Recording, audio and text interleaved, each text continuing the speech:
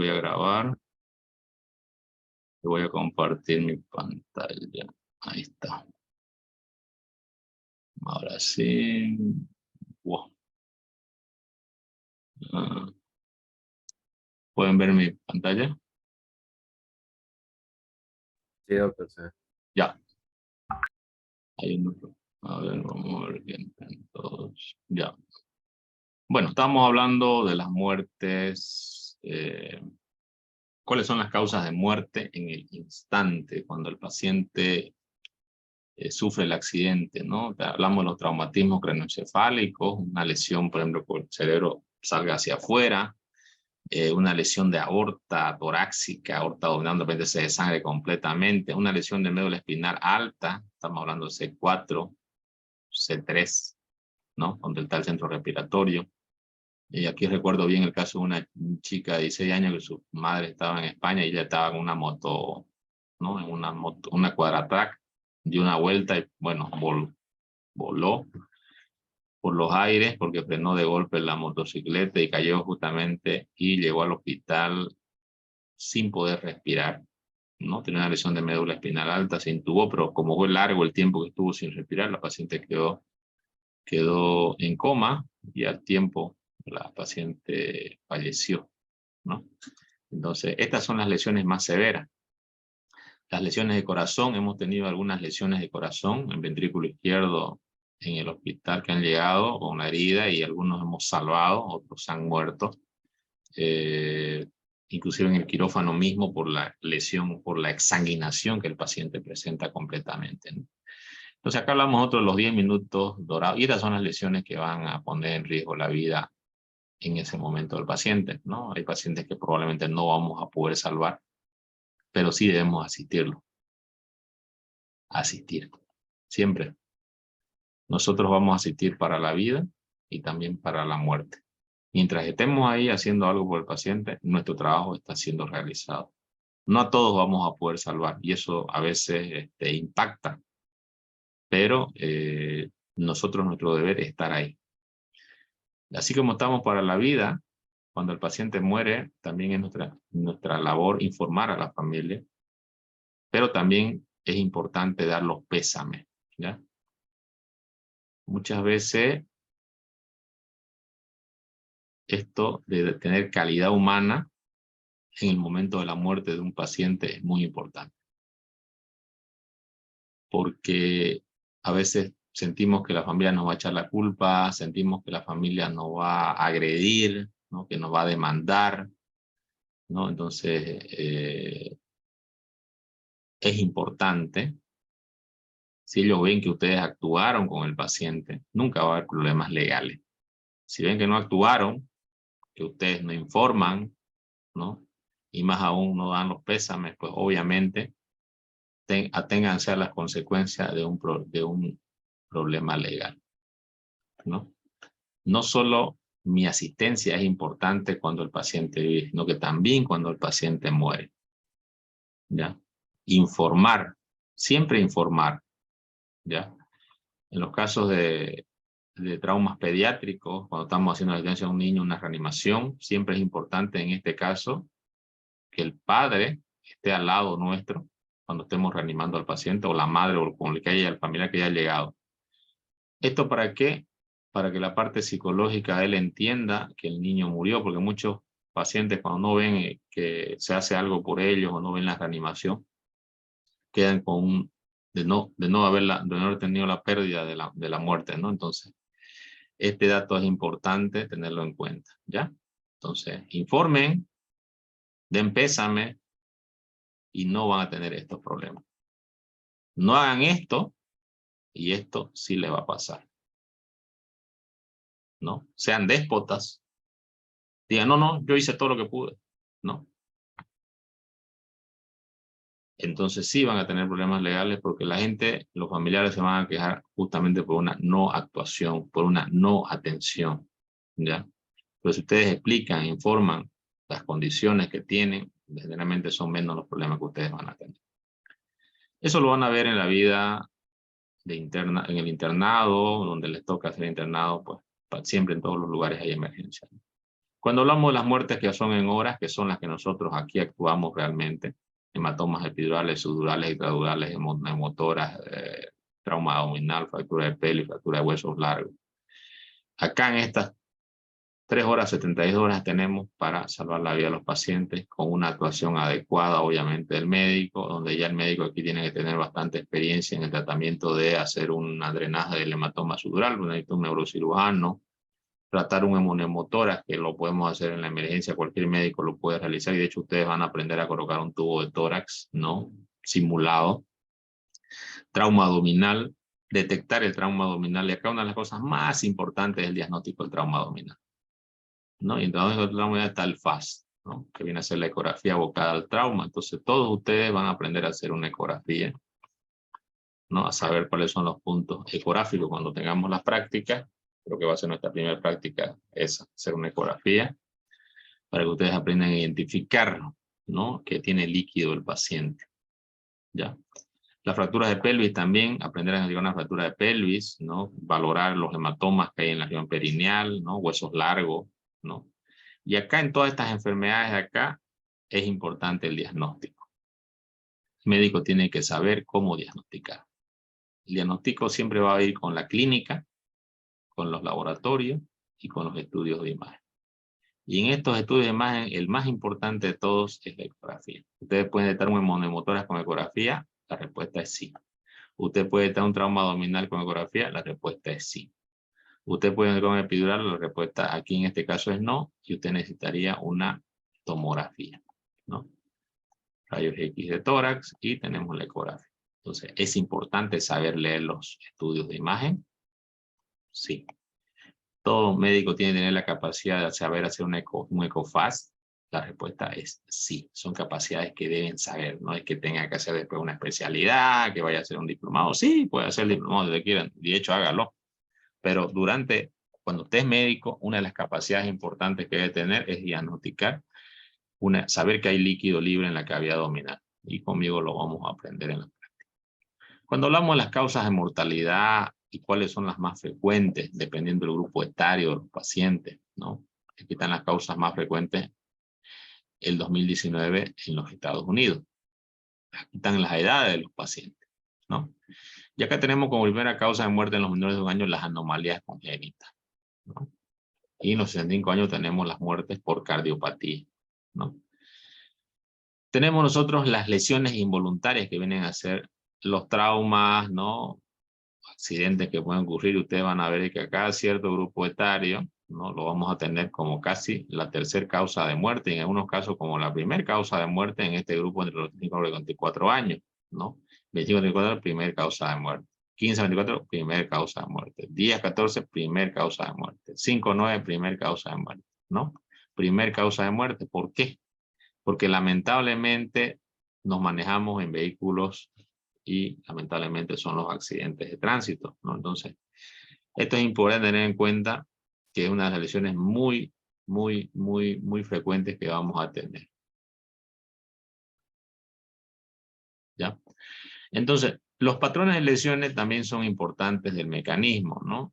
Por ejemplo, esto se refiere a lesiones por automóvil, lesiones por arma de fuego, por arma blanca, caídas. Cada una de estas va a tener una mortalidad, ¿no? No nos olvidemos de los suicidios, ¿no? De las agresiones físicas que ocurren también a las mujeres. Y nosotros, para clasificar las enfermedades, tenemos una clasificación que se denomina el ICD y que tiene un acrónimo, ECODE, ¿no? Que ustedes inclusive lo pueden buscar en internet, y habla de los códigos de lesión. ¿Esto para qué?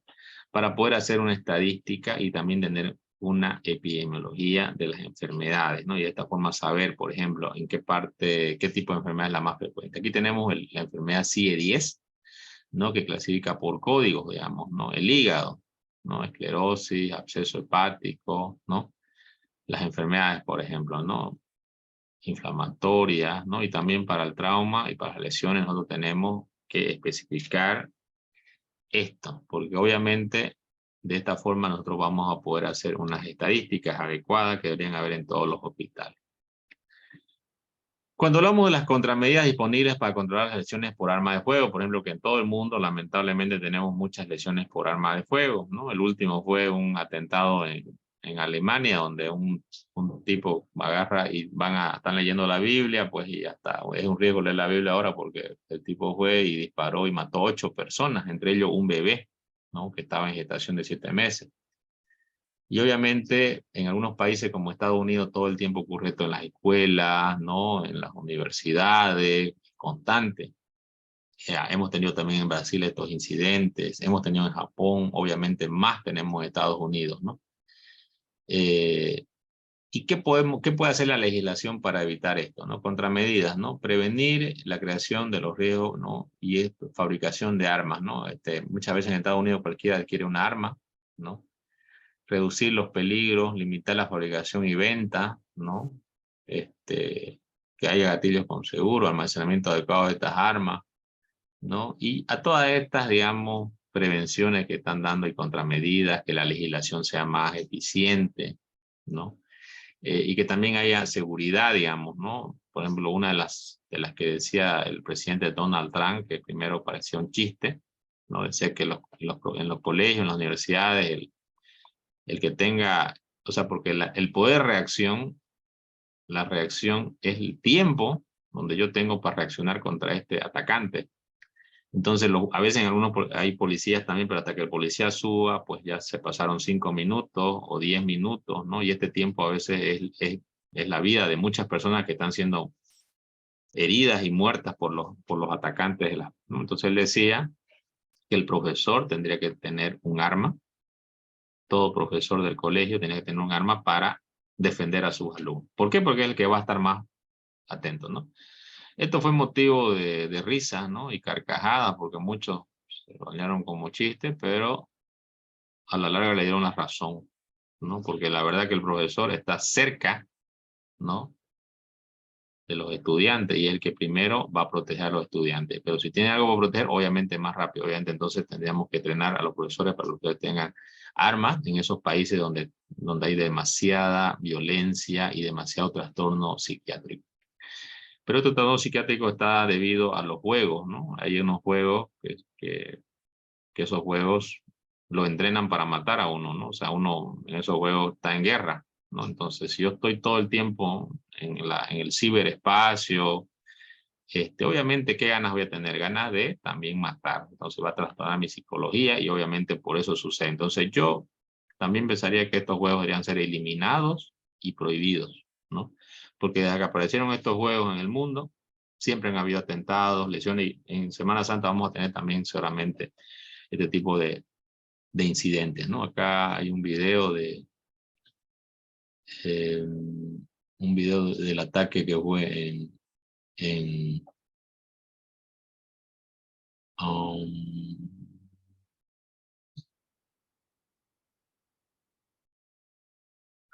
este ataque fue en Alemania, ¿no? Ustedes ven la ambulancia que está corriendo, una persona dio la información, ¿no? Que había un tipo que estaba en un segundo piso disparando y en 5 minutos llegó un grupo especial de asalto, ¿no? La verdad que un tiempo bastante récord, ¿no? Obviamente es Alemania, aquí está el grupo de asalto, que llegaron en 5 minutos, ya el tipo se había suicidado. Él tenía una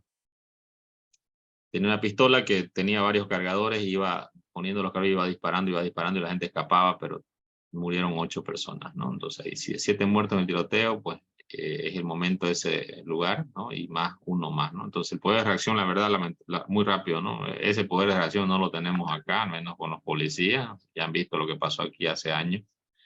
Y obviamente yo creo que va a pasar lo mismo, digamos, si pasa ahora, ¿no? Entonces, este es un grupo de élite que está listo para esto, ¿no? Entonces, esta es la persona que era el miembro también de ese lugar, una persona que aparentemente entró en un problema de depresión y quería venganza, ¿no? Entonces murieron estas personas. Entonces, estos incidentes están ocurriendo en todo el mundo y bueno, espero que no ocurran acá, pero bueno, tenemos que estar preparados para eso. Nosotros como médicos, para la asistencia, ¿no? Hemos tenido acá, ¿no? En Guarayos 2 muertos el otro día. lamentablemente todo va a ir subiendo probablemente, ¿no? Bueno, es importante tener en cuenta las muertes, fíjense ustedes en los años, ¿no? Aquí ustedes van a ver de acuerdo a las lesiones y muertes que han habido, ¿no? Y bueno, acá ustedes tienen el HIV, por ejemplo, ¿no? Que tuvo una alza, ¿no? En estos años, 93, 94, 96, luego ¿no? Hoy en día las muertes por HIV son cada vez menores, debido a que ya hay un medicamento que se llama retroviral, que obviamente ya se toma solo uno y los pacientes están mejor medicados. Pero en ese tiempo no había, así que muchos pacientes murieron.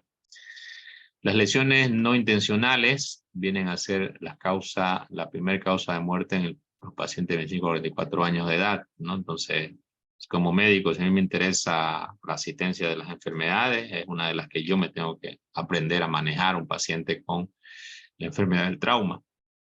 Y bueno, ¿cuáles son las causas de los accidentes de tránsito? Ahora, aparte del alcohol, tenemos los conductores que están distraídos por el celular, ¿no? Ya que hay un estudio que lo explica claramente, ¿no? Que están viendo el celular, mandando mensajes, pues, ¿no?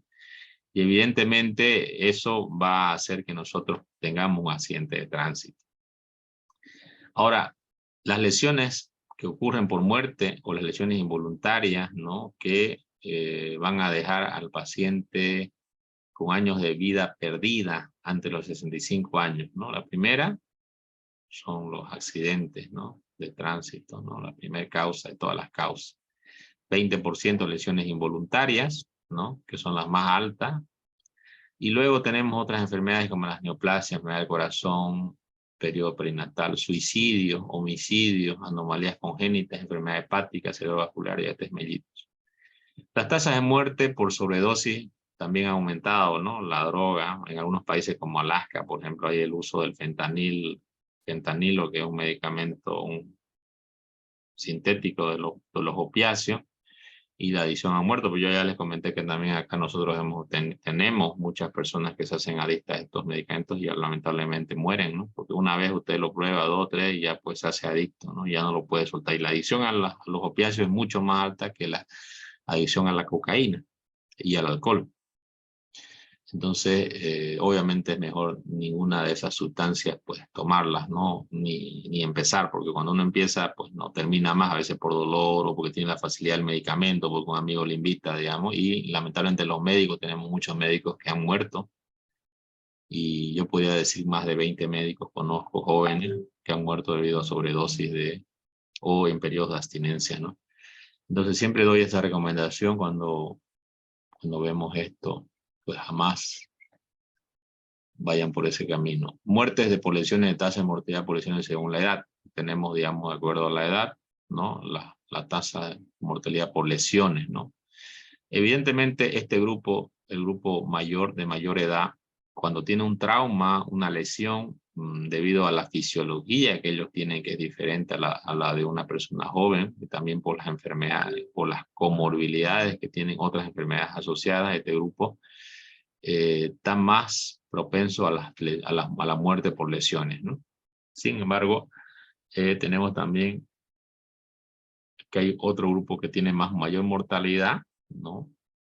Mayor mortalidad en esta enfermedad, ¿no? Que es el grupo de 15 a 40 años. Acá hablamos de las lesiones por mortalidad y acá hablamos de las muertes, ¿no es cierto? Cuando un paciente mayor se accidenta, tiene mayor riesgo porque tienen accidentes cerebrovasculares, son hipertensos, son diabéticos, entonces tienen más propensión a no poder mejorar de un trauma. Acá tenemos la distribución temporal de las muertes por traumatismos, ¿no? De acuerdo al tiempo, fíjense ustedes, ¿no? Ya hablamos que son las primeras horas las más letales, la muerte inmediata y la muerte tardía, que viene a ser este periodo de tiempo, ¿no? Las muertes que podemos reconocer nosotros en el periodo de tiempo, 84% son los pacientes que vamos a asistir y un 11% nomás que van a llegar a la muerte tardía. Y esto generalmente va a ser por un mal diagnóstico, ¿no? Por fallas multiorgánicas y por sepsis, pero la sepsis debida a no control, no identificación, y ahí hablamos del mal diagnóstico, ¿no? De la evaluación del médico que debe evaluar al paciente todos los días, observando examen físico, laboratorios e imagen, ¿no? No puedo yo hacer una evolución sin olvidar las otras cosas que son muy importantes en los pacientes, ¿no? Entonces, las causas, ¿no?, que van a producir esta, generalmente tenemos exsanguinación, ¿no?, lo que ustedes ven de azul, y otras causas que pueden ser acá, y entre ellas van los malos diagnósticos que el paciente pues no va a tener, ¿no? Entre los traumas penetrantes y los traumas cerrados son aquellos que penetran o no la cavidad torácica o la cavidad abdominal, ¿no? Y obviamente acá también tenemos falla en el diagnóstico. Y acá obviamente, vuelvo a decir, ¿no?, uno de los principales diagnósticos es la ecografía, ¿no? Saber hacer una ecografía en la cama del paciente es importantísimo. Cuando hablamos de las lesiones en Estados Unidos en 2004, muertes, ¿no?, por lesiones un 7%, altas hospitalarias un 6%, visitas iniciales del departamento de emergencia 32%, visitas iniciales del consultorio médico, servicio ambulatorio 12%, ¿no? Muchos de estos pacientes sufren un trauma, ¿no? Allá hablamos de estas lesiones involuntarias, las lesiones de cerebro, ¿no? El traumatismo craneoencefálico, que muchas veces puede ser muy severo. Hablamos de los grupos etarios entre los 10 hasta los 64 años, ¿no? Y las lesiones cerebrales, ¿no? Cuando hablamos acá TBI, está en inglés, pues, ¿no? Brain, significa cerebro, ¿no? ¿Cuáles son las causas, ¿no? Caídas, asaltos, golpeados, ¿no? Y cuando veamos el hospital y vayamos al hospital, vamos a ver también las causas que tienen los pacientes que nosotros atendemos y que nosotros vemos, ¿no? ¿Cuál fue la causa de este paciente? Y para eso es importante tener en cuenta un porcentaje, ¿no? Tenemos el grupo más alto, el asalto por desconocidos, ¿no?, que también lo tenemos nosotros acá en nuestro medio. Como consecuencia del trauma craneoencefálico vamos a tener nosotros a veces comas, que el paciente va a quedar en coma mucho tiempo, ¿no? Lesiones que pueden ser por accidentes de tránsito, lesiones medulares que pueden llevar también a que uno quede cuadripléjico o quede parapléjico, ¿no? Cuadripléjico cuando yo no puedo mover mis brazos ni mis piernas, y parapléjico no puedo mover las extremidades inferiores, ¿no? Factores confusionales en el análisis de las lesiones, ¿no? Obviamente siempre que nosotros analizamos las lesiones, hablamos de porcentaje y hablamos de la incidencia, costos médicos y pérdida de la productividad y costos totales, ¿no? Obviamente un paciente que quede con una lesión cerebral vegetal, digamos, en una cama, muchas veces se plantea a las familias si desconectarlo del ventilador o si ellos van a conseguir un ventilador para asistirlo, ¿no? Porque implica un costo económico, ¿no?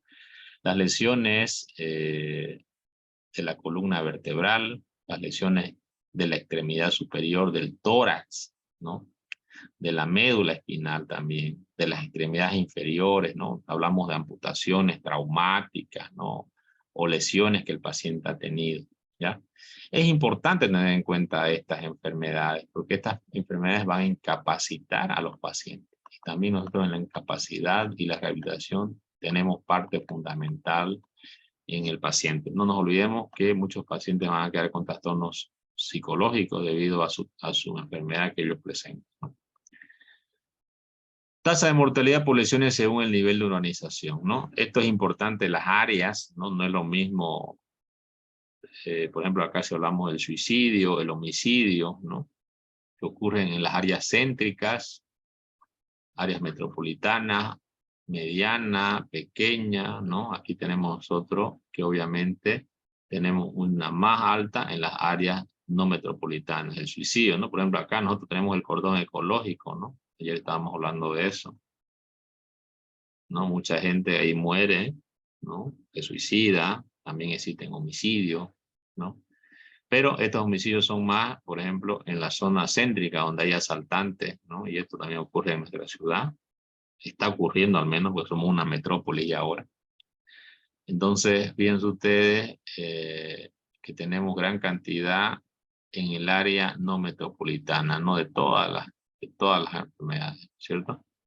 Entonces, esto es importante tenerlo en cuenta. Las muertes por 100.000 habitantes, el costo económico que va a demandar, ¿no?, es bastante alto, ¿no? Acá hablan de dólares, ¿no?, obviamente de acuerdo al per cápita, ¿no? Conductores fatalmente heridos,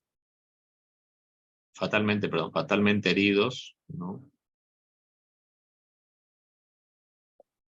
31 a 30 años, 31 años y más, 16 a 20 años. Obviamente, esto ha disminuido, ¿no? Debido a los sistemas de los vehículos de seguridad, ¿no? Piensen ustedes que del 82 al 2004 tenemos una tendencia a la disminución.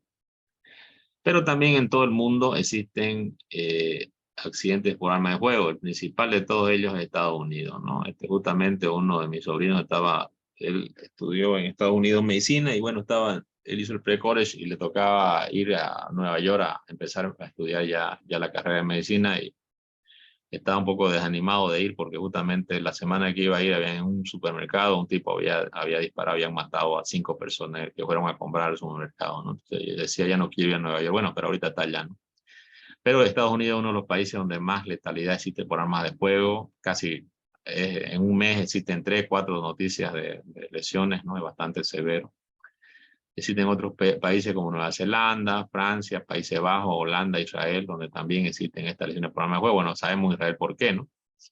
Porque, bueno, están siempre en conflictos, en guerra, ¿no? Noruega, ¿no? Escocia, ¿no? Y hablamos de muertes por cada 100.000 habitantes. La más alta en Estados Unidos, 55 personas por cada 100.000 habitantes mueren, ¿no? Entonces, una tasa bastante alta.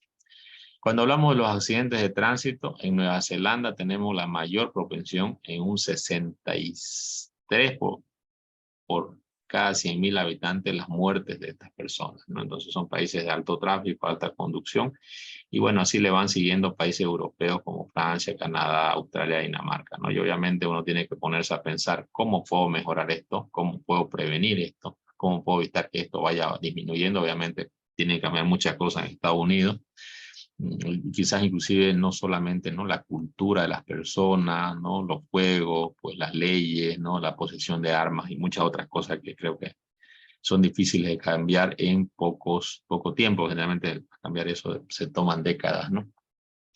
Acá también tenemos accidentes, por ejemplo, un auto que explotó en una gasolinera, ¿no? Estaba cargando gas y explotó. Aquí tenemos, el vehículo explotó, 3 heridos en el accidente. Esto es de nuestra ciudad, Santa Cruz, no es de otro planeta. Explosionó también un tanque, donde estaban colocando un tanque de gas, en esos lugares donde colocan tanque de gas, y pues una persona perdió la vida en la explosión, ¿no? Esta persona todavía llegó viva a un centro médico, pero en el centro médico, una clínica X, pues la asistencia parece que fue muy retardada y el paciente lamentablemente falleció. Para medir la severidad del trauma, nosotros tenemos algunos scores, ¿no? Cuando hablamos de score, hablamos de medidas, ¿no? De medidas. Por ejemplo, yo puedo tomarles la siguiente semana un examen de prueba diagnóstica, ¿no? Para saber cuáles son sus conocimientos previos que ustedes tienen. Saber si saben anatomía, fisiología, ¿no? Cosas que tendrían que saber, digamos, ¿no? Y obviamente para eso yo tengo que hacer una medición del conocimiento de los estudiantes. Cuando hablamos de los scores, es una medición, es una medida de la severidad del trauma que van a tener los pacientes. Y esta medida se llama índice de severidad lesional. Y va a corresponder a lugares, ¿no? Si usted tiene un trauma de cráneo, si usted tiene un trauma de tórax, si usted tiene un trauma de abdomen, si usted tiene un trauma de extremidades, ¿no? Cada una de estas representa un área. Por ejemplo, la cabeza tiene una contusión cerebral 3. Oye, hay una tabla, ¿no? En esta tabla ustedes lo van a valorar. Sacamos 3 al cuadrado, es 9, ¿no?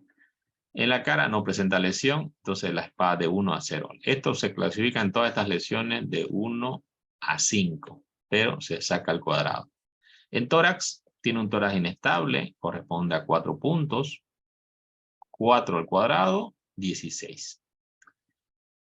El abdomen presenta una contusión hepática 2, una ruptura de vaso 5, que es una lesión severa.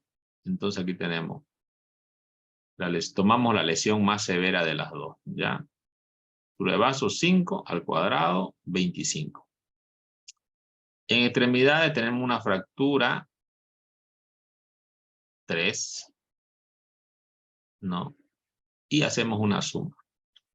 En este caso tenemos 9 más 16 más 25, 50%. Todos los pacientes que están con un ICS por encima de 25 tienen mortalidad elevada. Un paciente de nivel 50 tiene una mortalidad mucho más. Entonces, esto nos sirve para pronóstico. ¿Qué es el pronóstico? Es cómo yo voy a decirle a la familia el riesgo de muerte que tiene el paciente. Tiene una contusión cerebral. Tiene un tórax inestable, que son múltiples fracturas en el tórax y que también obviamente tiene una contusión pulmonar. Ya tengo afectado un sistema que es el sistema respiratorio. Tengo una contusión hepática y tengo una ruptura de vaso que tengo que entrar a hacer una laparotomía, ¿no? Porque el paciente se está choqueando y al choquearse el paciente va a ir por perfusión en los tejidos. ¿Qué es la perfusión de los tejidos? Es la cantidad de sangre que llega por centímetro cuadrado a cada uno de los tejidos. ¿Cuáles son los tejidos? Cerebral, cardíaco, hepático, renal, que son importantes.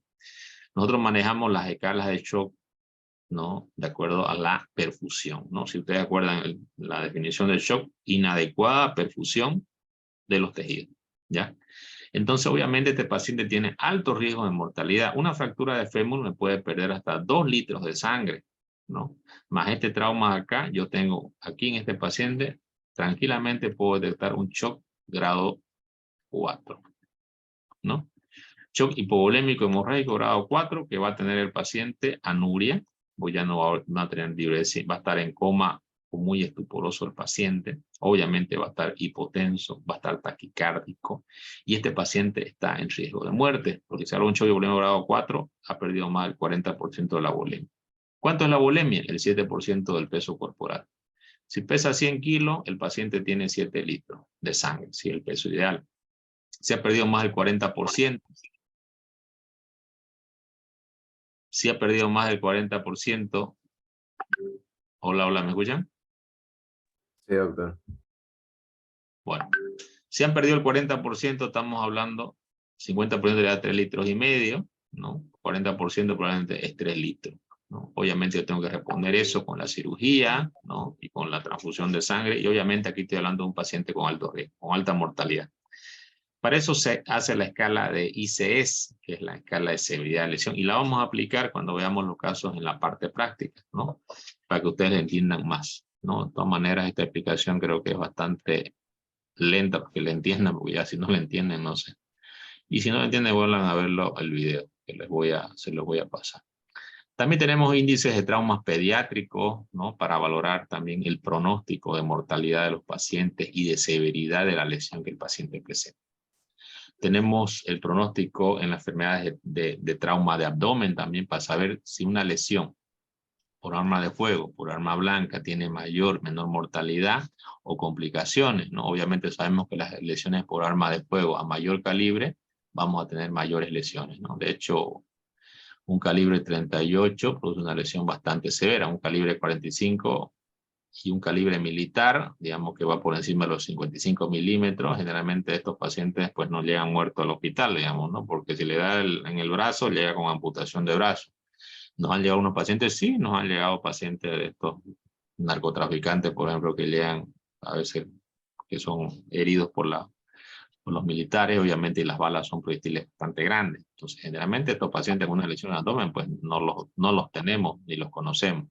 Luego tenemos lesiones por escopeta, ¿no? Las lesiones por arma blanca son menos lesivas, no digo que no son mortales, también son mortales porque hemos tenido lesiones con lesiones vasculares de aorta, cava, ¿no? Renales, mortales, ¿no? Yo recuerdo un caso de un niño que le dispararon a 2 cuadras del hospital, un niño de 15 años que le quitaron su celular, le tiraron un disparo y justamente lesionó hígado y riñón. Yo estaba de turno, el paciente llegó a la emergencia, pues inmediatamente entramos a quirófano y pudimos salvarle la vida al paciente, obviamente sacándole el riñón, ¿no? Entonces las lesiones, obviamente el manejo va a ser hospitalario, ¿no? En el hospital.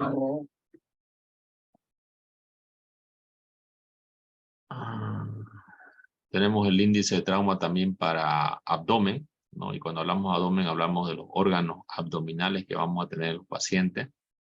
Tenemos de 1 a 5 la lesión de cada tipo de órgano, entre ellos hablamos de estómago, duodeno, páncreas, intestino delgado, colon, y también hablamos de la patología vascular. Y el PATI mínimo, o sea, el índice de trauma para abdomen mínimo es 0 y el índice máximo es 200. Y esto también va a tener que ver con el pronóstico de complicaciones postquirúrgicas que el paciente vaya a tener. Cuando hablamos de un 25% o un 50% de probabilidad de complicaciones o muerte del paciente durante el tratamiento. ¿Y qué se valora? Las lesiones que pueden tener más graves son las lesiones de duodeno, como sobre 5 puntos, una lesión de duodeno, ¿no? Con una lesión única en la pared, o del 25% de la pared, ¿no? Se pone 2 puntos, ¿no? Si un trauma pancreático, dale 5 puntos, una lesión de páncreas, dependiendo del grado, ¿no? De la lesión que ha presentado, también de hígado, de intestino, una lesión vascular, ¿no? Sobre 4 puntos, una lesión esplénica sobre 3 puntos. Y eso también tiene que, el puntaje tiene que ver con el poder de resolución del cirujano, ¿no? Las lesiones de duodeno y las de páncreas son las más severas y generalmente la mortalidad es bastante elevada porque tampoco no hay poder de resolución. El riñón, lesiones extrahepáticas, biliares que tienen un punto bastante bajo, ¿no? Lesión de intestino 2, que es lo más no es tan severo para la muerte del paciente. Lesión de estómago 2, lesión de ureter 2, lesión de vejiga 2, lesión de hueso 1, lesión vascular menor 1, que es una lesión de meso, digamos, ¿no? Obviamente, esto se clasifica para hacer un índice de severidad del trauma penetrante de abdomen, ¿no? Y también tenemos de tórax, el PTTI, trauma penetrante de tórax. Obviamente las lesiones más graves van a ser las lesiones cardíacas, ¿no? Y de acuerdo que 1, 2, 3 o 4, de acuerdo al tipo de lesión. Una lesión de la coronaria o intracardíaca es la lesión mayor, más severa que puede existir. La lesión vascular mayor, la peor es interposición o injerto o puente, digamos, ya cuando se hizo la cirugía. Lesiones en pulmón también, heridas traqueobronquiales son las más graves, con alta mortalidad. Lesiones de esófago, generalmente cuando son lesiones de diagnóstico tardío, ¿no? Cuando nos tardamos en entender, o sea, en diagnosticar la enfermedad, ¿no? Yo recuerdo un caso de un chico que llegó con una herida en cuello, ¿no? Que vino después de 2 o 3 días, ¿no? Y obviamente tenía una lesión de esófago, ¿no? Hizo una mediastinitis, se quedó mucho tiempo en el hospital, ¿no? Entonces, estos índices son importantes para que nosotros los apliquemos en los pacientes, ¿no? Cuando el paciente llega y cuando el paciente está en el hospital, ¿no? Y vamos a tratar de hacerlo también en la parte práctica para que ustedes aprendan a utilizarlo. Ese es el tema, jóvenes. Si alguien tiene alguna pregunta, alguna duda.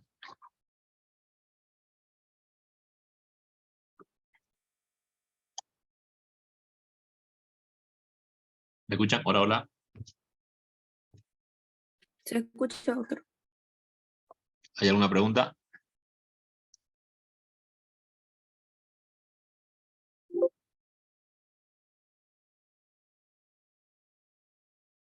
Todo claro, doctor. Todo claro.